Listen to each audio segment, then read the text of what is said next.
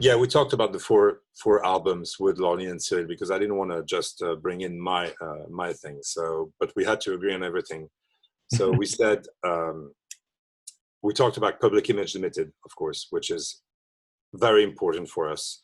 Okay. I thought, and Cyril and I talked about Metal Box because Metal Box for me is Yeah. they created something, they invented things. I think them, Wire, The Cure, invented styles, using benches. They invented things, sounds, and there are plenty of bands. But if you listen to Wire's albums, they're not in my list, but I'm talking about them.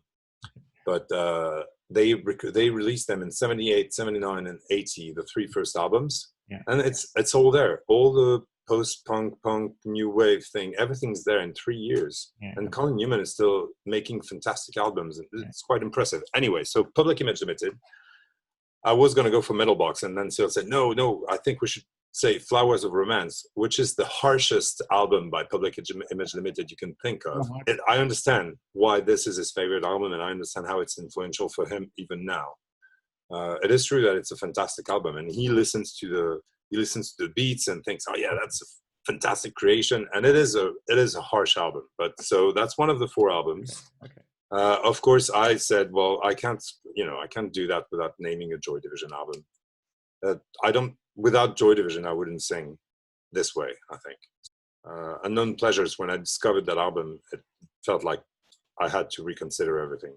Yeah. It was really like such a...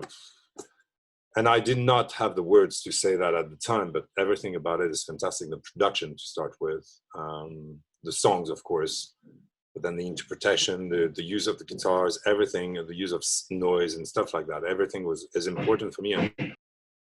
So the next one was kind of Laurene's choice. It was Jesus Lizard. Okay. As I mentioned them, the album that's called Shot. It's the one with a scarab on the artwork, and it's fantastic. It's really fantastic. It's interesting how somehow Jesus Lizard is a blues band, just as Birthday Party was a blues band sometimes. But the energy, the lyrics, the craziness about it all, the sound, it is a massive influence. And me, having discovered them very late, I'm still like, oh yeah, we want this. Yeah, the bass sound. And I understand how a lot of the things I do as a producer actually come from that field of sound as well. And then the last one, which was Susie and the Benches, which was absolutely influential for me when I was a kid, but for all of us it is. And what's interesting is we decided to talk about Tinderbox, which is a late album of Susie. And when I was a teenager, that's when I kind of let go of Susie a bit, because it was so produced that I was missing the edginess of the previous albums.